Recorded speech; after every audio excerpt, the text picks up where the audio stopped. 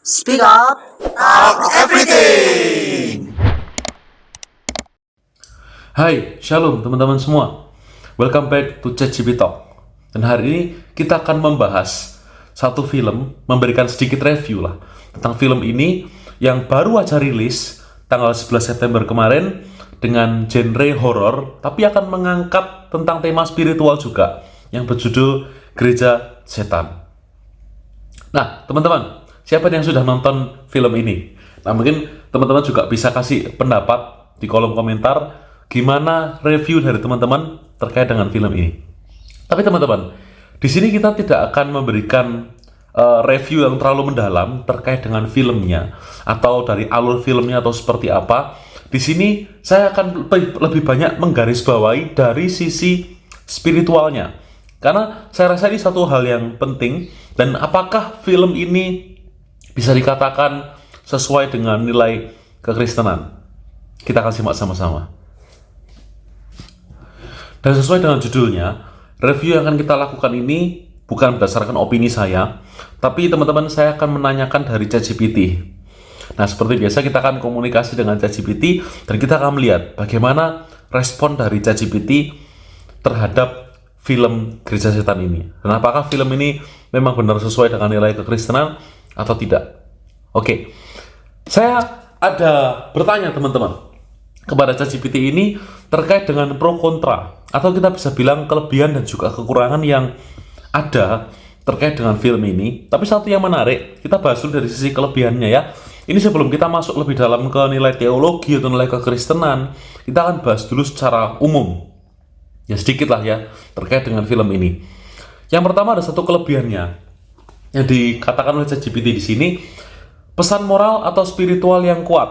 Jadi dikatakan film ini tidak hanya mengejar efek horor, tapi juga membawa pesan kewaspadaan terhadap ajaran sesat, pengaruh lingkungan, bahkan perjalanan pertobatan dan pemulihan iman. Tapi jujur saya mengakui teman-teman, saya sudah sempat menonton juga film ini. Jadi mungkin kalau teman-teman sudah nonton juga bisa berikan pendapatnya ya. Saya sudah menonton film ini dan memang banyak sekali tercantumkan di sana ritual-ritual tentang gereja setan. Ritual penyembahan mereka seperti apa, termasuk salah satunya juga ada liturgi perjamuan kasihnya mereka seperti apa, pesta seks dan lain sebagainya. Dan saya rasa memang cukup tepat ya kalau dikatakan di sini kewaspadaan terhadap ajaran sesat, pengaruh lingkungan, termasuk juga ada perjalanan pertobatan dan pemulihan iman. Oke, saya rasa itu bisa dikatakan benar ya secara moral atau secara pesan spiritual. Tapi juga ada beberapa hal yang negatif yang juga disampaikan oleh ChatGPT di sini. Yang pertama, memang kalau teman-teman yang menonton film ini sendiri pasti tahulah tentang efek CGI dan editing dan lain sebagainya. Saya rasa saya sudah nggak perlu membahas ke sana ya teman-teman ya. Sudah tahu sendiri ya, bisa dikatakan belum maksimal memang. Lalu plot dari alur cerita, ini kata ChatGPT ya, yang dirasa klise atau ada kekosongan logika. Dan dikatakan di sini plot twistnya gak dipaksakan. Memang kalau teman-teman amati ya, alur dari ceritanya ini memang gak terlalu nyambung ya. Tapi kita nggak akan terlalu membahas di sana. Teman-teman boleh komen sendiri, nggak nyambungnya seperti apa kalau teman-teman mungkin merasakan hal yang sama dengan yang saya rasakan. Tapi ada satu yang bagus yang dikatakan ChatGPT di sini. Ada pula yang merasa bahwa film ini terlalu padat. Dalam artian, genrenya ini sangat banyak sebetulnya. Bukan hanya sekedar horor dan spiritual, tapi ada dramanya, ada spiritual tadi, horornya, termasuk beberapa ritual. Sehingga dirasa terlalu padat, tapi genrenya ini kurang dikembangkan. Nah, saya pun sebenarnya sampai hari ini masih mempertanyakan. Awalnya ketika saya menonton film Gereja Setan ini, saya berharap saya mendapatkan satu genre yang lebih ke arah spiritual. Termasuk bagaimana gereja yang asli dapat mengalahkan gereja setan. Tapi bukan hanya fokus di gerejanya ya, fokus kepada kuasa Yesus Kristus yang akhirnya bisa mengalahkan gereja setan dengan tujuan untuk menaikkan iman dari orang percaya. Nah, itu awalnya saya berpikir seperti itu, lebih ke arah spiritual. Ternyata justru menurut saya ada lebih banyak genre horornya di sini. Jump scare, terus penampakan bagaimana sosok karakter utama yang bernama Ribka ini harus dihantui oleh hantu yang nggak berkepala. Mohon maaf ya teman-teman kalau yang belum nonton, ini agak sedikit spoiler ya. Tapi kita nggak akan bahas lebih dalam masalah cerita dalam filmnya. Terus juga ada satu disorot ChatGPT di sini, ketegangan horor tidak konsisten. Beberapa penonton merasa bahwa intensitas horornya naik turun secara mendadak, sehingga momen mencekam kadang tertolong dengan jump scare biasa saja, bukan membangun atmosfer secara progresif. Ya, jadi intinya horornya pun juga belum terlalu dapat ya teman-teman. Bisa dikatakan cara membangun horornya kurang, tapi lebih banyak ke arah jump scare. Nah, mungkin itu sedikit review pro kontra atau kelebihan dan kekurangan dari sisi filmnya. Nah, tapi teman-teman, di sini saya tanya kepada ChatGPT, seperti yang sudah saya sebutkan tadi, saya pun sebenarnya bingung, apakah ini masuk ke genre horor atau apakah ini masuk ke genre spiritual. Ya, seperti yang saya sampaikan tadi, saya berharap ini spiritual sebetulnya, karena ini kan konteksnya bagaimana kebenaran melawan gereja setan kan, atau gereja yang sesungguhnya melawan gereja setan. Saya berharap ini spiritual. Tapi ketika saya tanyakan kepada ChatGPT, sebenarnya genre apa sih yang diangkat? Apakah ini horor atau spiritual? Tapi ChatGPT mengatakan di sini film gereja setan lebih kuat di genre spiritual atau rohani, karena di dalamnya terdapat beberapa pesan moral tadi seperti yang sudah saya sebutkan, masalah pertobatan, kewaspadaan akan gereja setan, dibandingkan dengan film horor murni. Nah, dikatakan horor di sini lebih berfungsi sebagai alat pendukung untuk mempertegas atmosfer kegelapan dan konflik batin, bukan fokus utama. Nah, sejujurnya teman-teman, saya tidak saya cukup kaget ya dengan kemarin gereja setan yang juga menampilkan masalah jump scare di awal-awal film. Bagaimana cara dia memperkenalkan gereja setan itu lebih karena dilandasi dengan ketakutan akan penampakan setan-setan ini tadi. Jadi entah kenapa saya merasa film ini justru lebih banyak ke horor, bukan ke arah spiritual. Kenapa saya katakan seperti itu? Memang ada pertobatan, ada kewaspadaan gereja setan ini tadi, terus juga ada masalah pemulihan iman dan lain sebagainya ya. Sosok Ribka yang awalnya tersesat, akhirnya dia bisa kembali ke gereja yang benar, itu ada. Tapi saya merasa nilai teologinya itu masih banyak yang kurang. Terutama ini yang bahaya. Ada beberapa hal yang secara nilai teologi saya bisa katakan ini sangat kurang dan cukup meleset dari kebenaran Alkitab. Dan ini banyak kaitannya dengan perihal demonologis, hal-hal yang berhubungan dengan iblis dan gereja setan itu sendiri. Termasuk juga bagaimana gereja melawan gereja setan. Ada beberapa metodenya yang saya katakan ini kurang tepat. Kita akan simak sama-sama. Ada 4 hal yang akan kita bahas. Kita masuk ke hal yang pertama. Di masalah yang pertama ini, saya tanya kepada ChatGPT teman-teman, terkait dengan salah satu skrip dalam film ini, ketika gereja setan ini sedang berusaha untuk merekrut Ribka, tokoh utama ini tadi. Ribka mempertanyakan seperti ini, bukankah Lucifer itu seharusnya adalah raja iblis? Kenapa kok justru diagungkan di gereja setan tersebut? Dan salah satu pendeta yang diperankan oleh Mongol ini berkata, Lucifer itu diambil dari kata lux dan vere, yang artinya pembawa terang dalam bahasa Latin. Dan itu memang betul, teman-teman. Dan hal yang sama, Lucifer ini juga diterapkan kepada Yesus. Nah, jadi konteksnya teman-teman, teks kata Lucifer ini yang diberikan kepada iblis itu muncul di dalam Yesaya 14 ayat 12. Nah, teman-teman bisa baca. Lalu, ada juga hal yang sama di dalam Yesaya 14 ayat 12 ini kan berbicara tentang bintang fajar, bintang timur, seperti itu. Dan itu adalah julukan yang sama yang diberikan kepada Yesus dalam Wahyu 22 ayat 16. Nah, inilah yang salah satu yang menjadi satu dasar Lucifer ini bukan hanya diterapkan kepada raja iblis ini tadi, atau iblis lah kita bilang ya, tapi juga diberikan kepada Yesus yang artinya sama-sama pembawa terang. Jadi dikatakan di situ bahwa sebetulnya julukan Lucifer ini bukan satu hal yang buruk. Kalau Yesus dengan julukan Lucifer, Yesus ini menjadi juru selamat, maka gereja setan berbicara bahwa iblis pun bagi Lucifer juga sebetulnya bukan iblis, tapi adalah seorang juru selamat juga. Nah, itu cara mereka melakukan doktrin lah. Sehingga akhirnya orang-orang yang direkrut ini percaya. Tapi yang jadi masalah adalah nggak semua orang Kristen paham tentang konteks Lucifer ini. Dan ini belum ada klarifikasi sama sekali. Maksudnya dalam film itu. Nah, makanya perlu saya luruskan.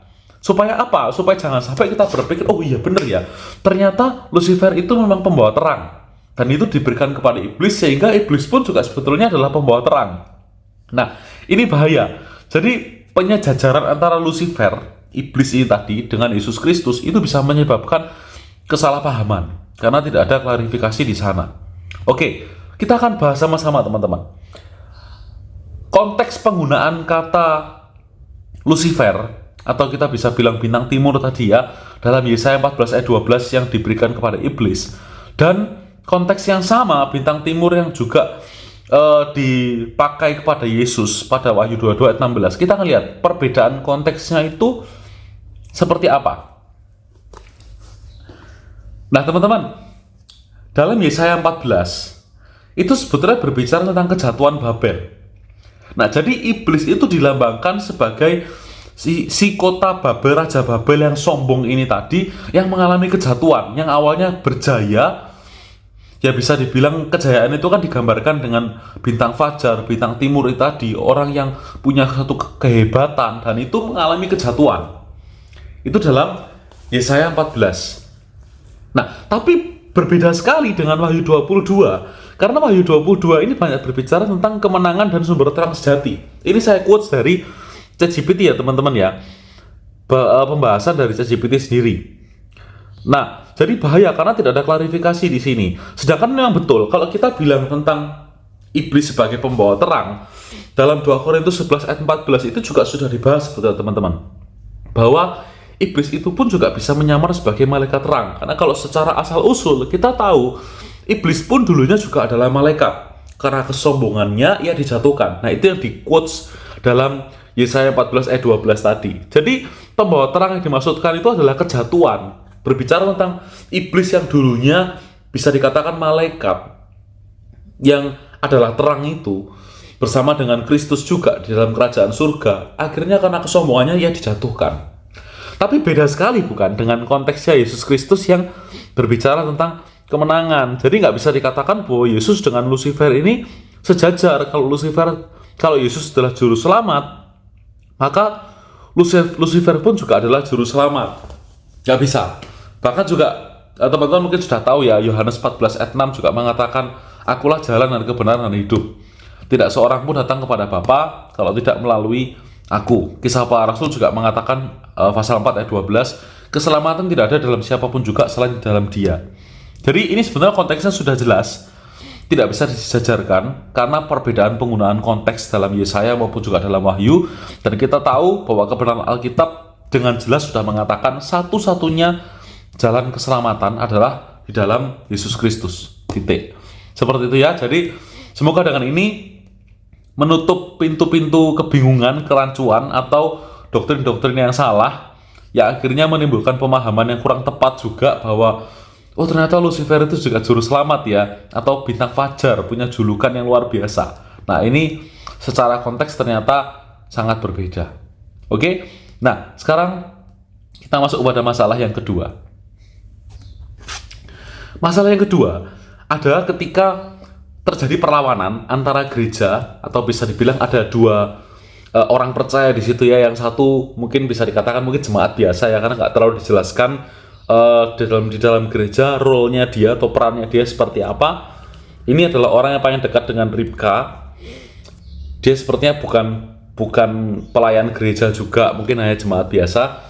Dan kedua, baru ini mungkin bisa dikatakan youth pastornya atau pendeta mudanya. Nah, dua orang ini kan yang berusaha untuk masuk ke dalam gereja setan dan menyelamatkan Ribka. Tapi yang unik adalah ketika dari dalam perlawanan terakhir, waktu mereka sudah pukul-pukulan gitu ya teman-teman ya, sudah bertarung dengan beberapa jemaat-jemaat gereja setan dan mereka sudah banyak yang dikalahkan dalam pertarungan itu. Akhirnya mereka harus menghadapi sosok Lucifer ini tadi. Tapi yang menarik adalah yang diperdebatkan di sini. Lucifer ini bisa dibilang menggunakan kuasanya lalu melukai. Saya kurang tahu apakah pada akhirnya pendeta ini meninggal atau tidak, tapi yang pasti di akhir film dia ditangisi. Jadi kemungkinan sudah terbunuh. Nah, yang jadi perdebatan di sini adalah apakah sebetulnya iblis itu punya kuasa untuk melukai orang percaya, bahkan membunuh orang percaya? Dan saya tanyakan ini kepada ChatGPT. ChatGPT menanggapi seperti ini, teman-teman. Kuasa iblis secara umum. Iblis memang digambarkan sebagai penguasa dunia yang gelap, dan juga dikatakan singa yang mengaum-ngaum. Ia bisa mencobai, menipu, bahkan mengikat dalam penderitaan. Tapi, kuasanya dibatasi oleh Allah. Jadi sebetulnya iblis itu memang dia punya kuasa. Atas dunia ini dia punya kuasa, teman-teman. Tapi kuasanya pun dibatasi oleh Allah. Dan itu juga terlihat sangat jelas di dalam kitab Ayub.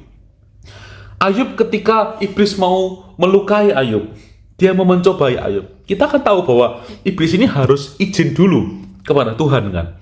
Dia tidak bisa bertindak semena-mena, harus ada izin.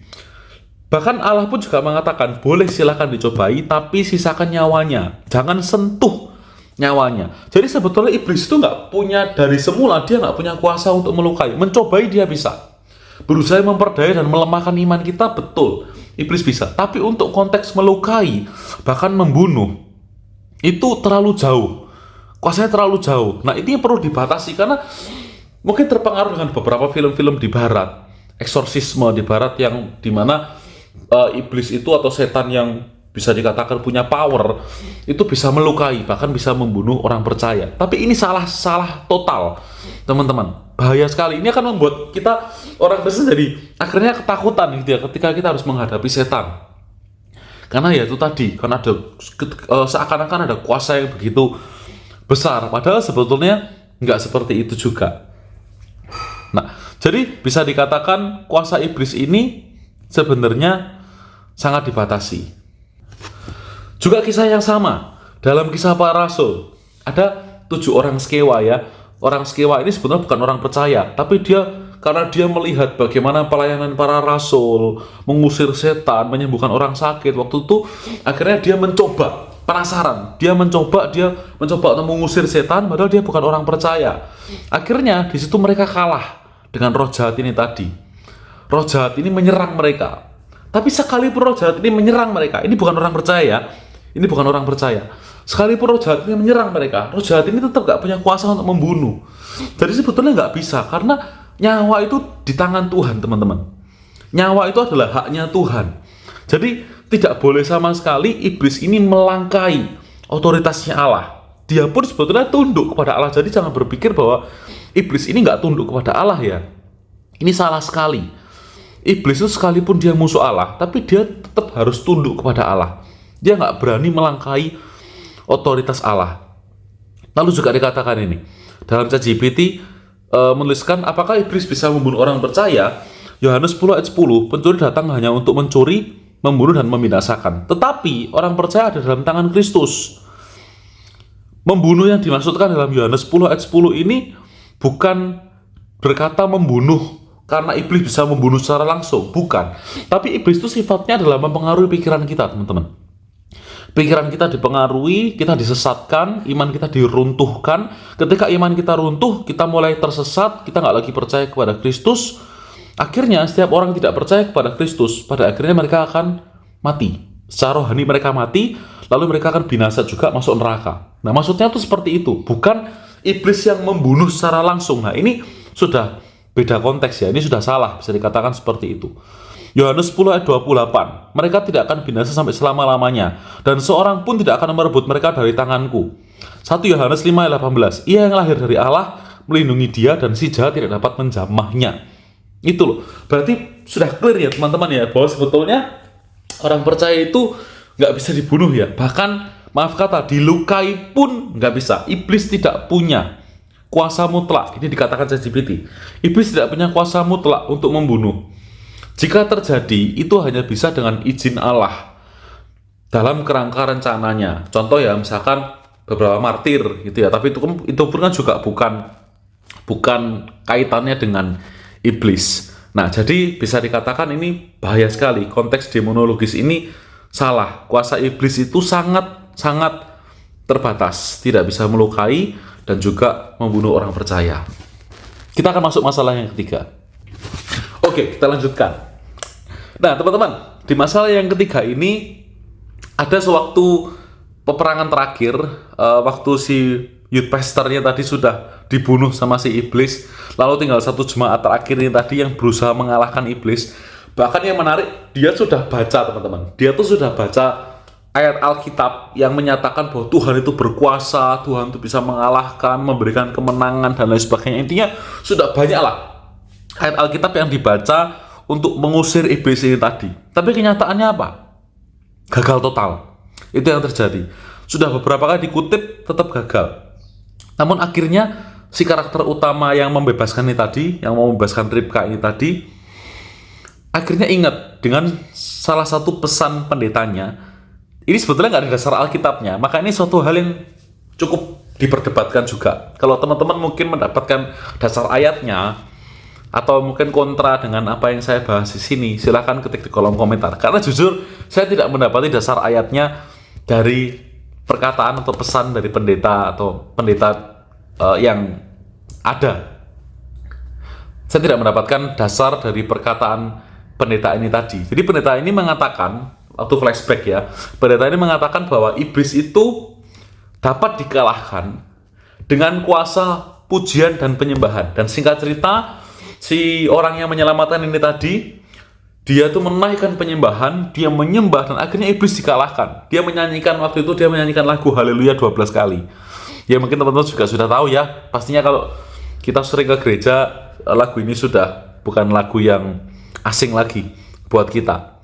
Nah, tapi itu tadi, saya tidak menemukan nilai Alkitabnya yang mengatakan bahwa pujian itu bisa mengalahkan iblis. Kalau gini teman-teman, kalau kita ambil referensinya misalkan dari bagaimana orang Israel meruntuhkan tembok Yeriko ketika mereka berkeliling 13 kali ya, bukan 7 kali. 13 kali mereka berkeliling tembok Yeriko sambil mereka sorak-sorai memuji Tuhan, lalu tembok itu runtuh. Dan kalau itu referensi yang dipakai, agaknya itu konteksnya berbeda juga, karena yang dilawan di sini kan juga bukan iblis, dan itu juga atas dasar perintah Tuhan. Memang ada perintah Tuhan di situ. Nah, jadi ini menjadi problem. Nah, ini yang saya tanyakan kepada ChatGPT, apakah pujian penyembahan itu bisa mengalahkan iblis? Dan dikatakan, ya, pujian penyembahan bisa menjadi sarana Tuhan untuk mendatangkan pembebasan atau kekuatan. Saya setuju. Memang ada beberapa kejadian di dalam gereja atau KKR misalkan, ketika pujian penyembahan dinaikkan, ada orang-orang juga mengalami kelepasan. Oke, walaupun ini belum ada dasar Alkitabnya ya, tapi memang betul pujian penyembahan dinaikkan itu kan mengundang hadirat Tuhan. Hadirat Tuhan datang di tengah-tengah umatnya, dan hadirat Tuhan yang sama itu juga yang akan membebaskan umatnya. Nah, tapi apakah pujian penyembahan ini bisa digunakan untuk melawan iblis secara langsung? Kita akan coba lihat pembahasan lebih lanjut. Di dalam Kisah Para Rasul 16 ayat 25 sampai 26 ada satu cerita di sini ketika Paulus dan Silas sedang berdoa, menyanyikan pujian di penjara, lalu terjadi gempa dan mereka dilepaskan. Pintu-pintu penjara semuanya terbuka. Nah, ini juga salah satu kuasa Tuhan. Jadi bisa dikatakan sebetulnya pujian penyembahan itu memang punya kuasa. Ya mungkin ya, karena memang nggak dikatakan secara eksplisit di Alkitab, tapi bisa disebut untuk melawan iblis, mungkin bisa. Cuma ya itu kembali lagi teman-teman, satu hal yang janggal adalah kenapa difokuskan kepada pujian penyembahannya, sedangkan sebelumnya sudah ada kutipan-kutipan ayat Alkitab ataupun sudah menyampaikan tentang kuasa nama Tuhan yang berkuasa, tapi justru nggak bisa.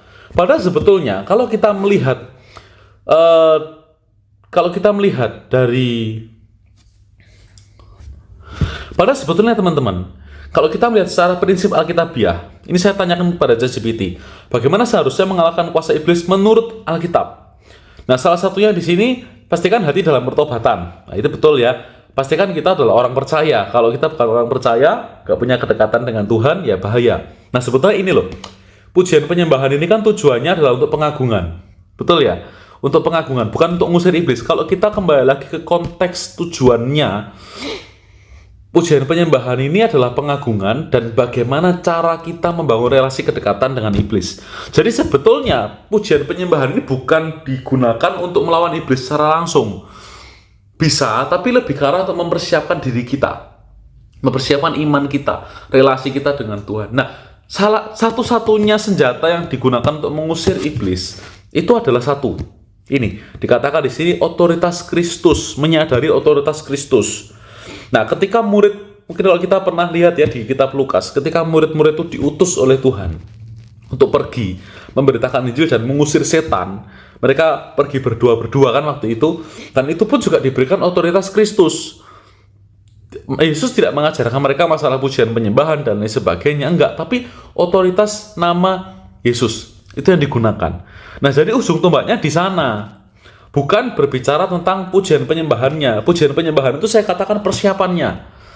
Nah, tapi setelah itu untuk mengusir setannya, ya langsung otoritas nama Yesus.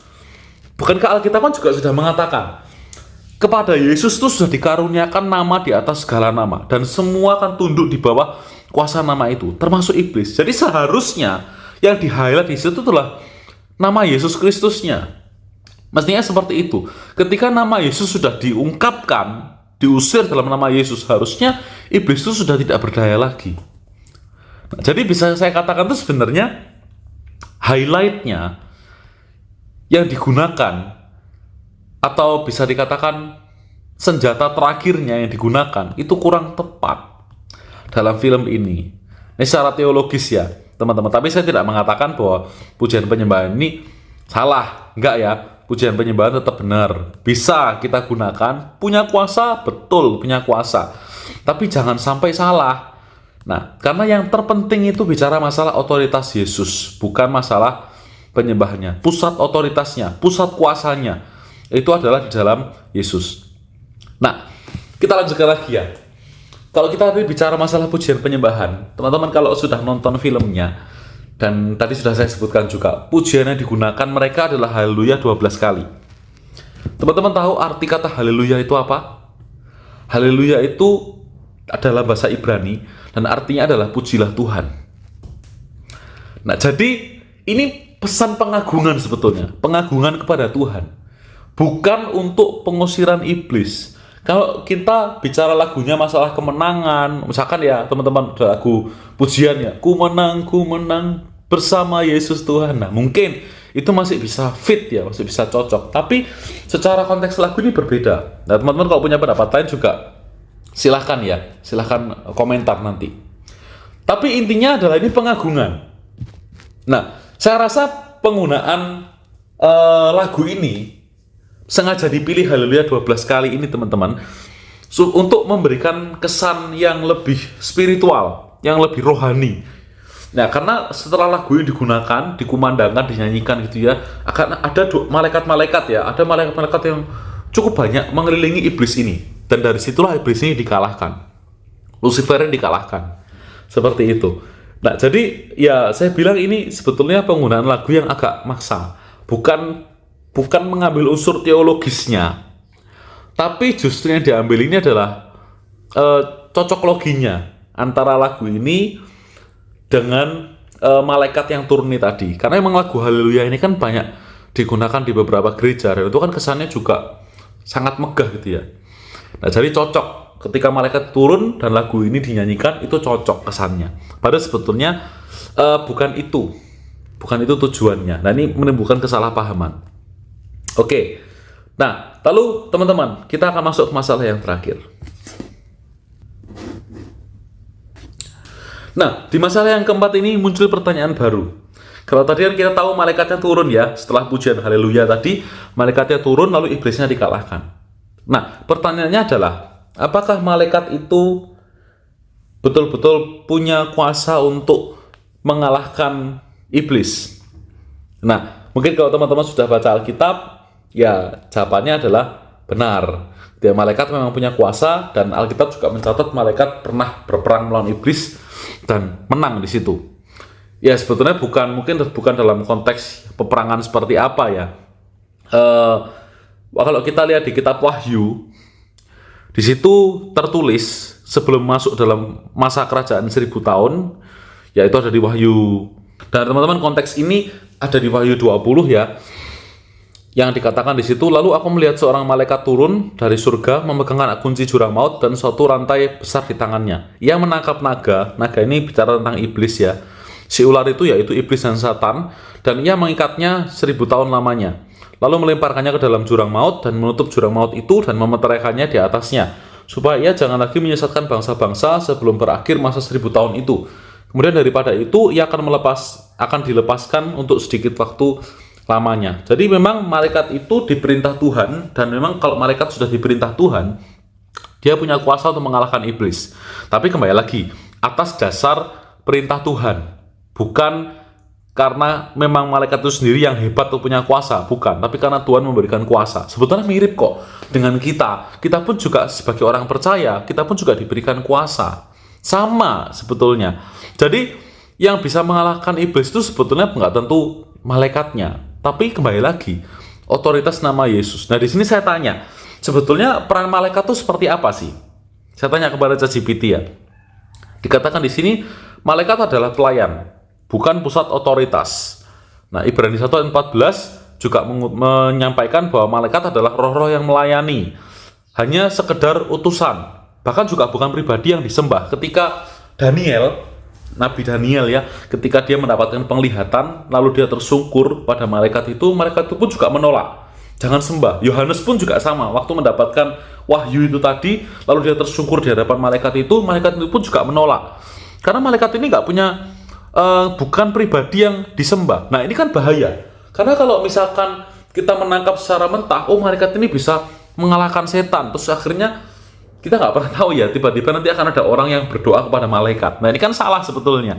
Karena malaikat sendiri juga sebetulnya tidak mau untuk disembah. Mereka itu sama seperti dengan kita. Hanya ciptaan dan ya hanya pribadi yang diciptakan oleh Yesus. Pusat otoritas dan kuasanya tetap ada di dalam Yesus Kristus.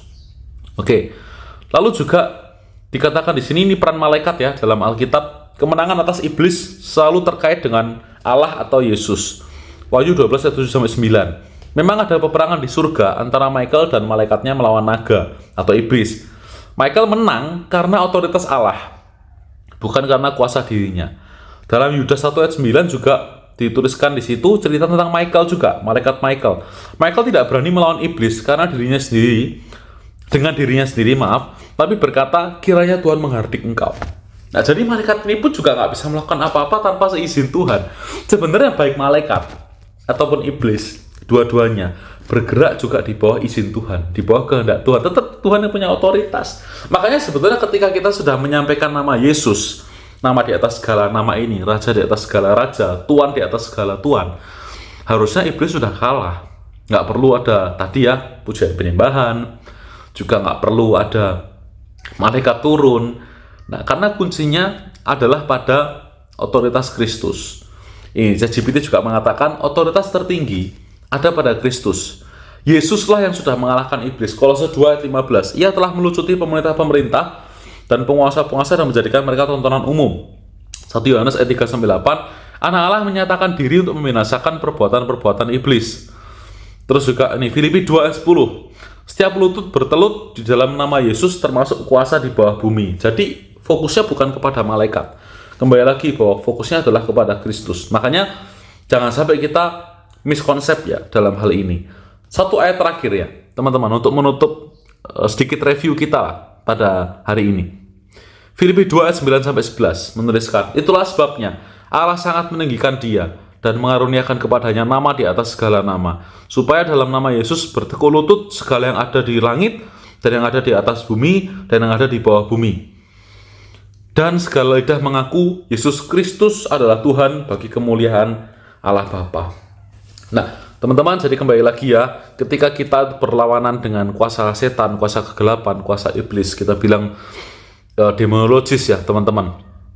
Bukan bicara tentang pujian penyembahannya atau malaikat yang bisa mengalahkan dan lain sebagainya, tapi sebetulnya kita pun juga punya kuasa. Nah, tapi kita harus tahu bahwa sumber kuasa itu adalah kepada otoritas Yesus Kristus. Nah, ini satu hal yang saya merasa kurang difokuskan oleh film ini, sehingga akhirnya pertentangan yang terjadi dalam film ini bukan antara kuasa Yesus melawan iblis, tapi lebih ke arah orang percaya dengan perusahanya, bukan bergantung kepada Yesus Kristus yang akhirnya mengalahkan iblis ini tadi. Karena saya kok merasa nama Yesus agak jarang disebut di sana ya. Nggak tahu, mungkin kalau teman-teman punya pendapat lain, silahkan berkomentar. Kalau ada yang merasa mungkin, ini kayaknya pembahasannya kurang tepat. Nah, silahkan di kolom komentar, kita akan coba diskusikan sama-sama. Intinya, salah satu kuasa yang terbesar, maaf bukan salah satu ya, satu-satunya kuasa yang terbesar yang sanggup mengalahkan iblis, hanya ada satu nama, yaitu dalam nama Yesus Kristus. Nah, silakan nanti teman-teman komentar, kita berdiskusi lebih lanjut. Thank you semuanya, and God bless you. See you next time.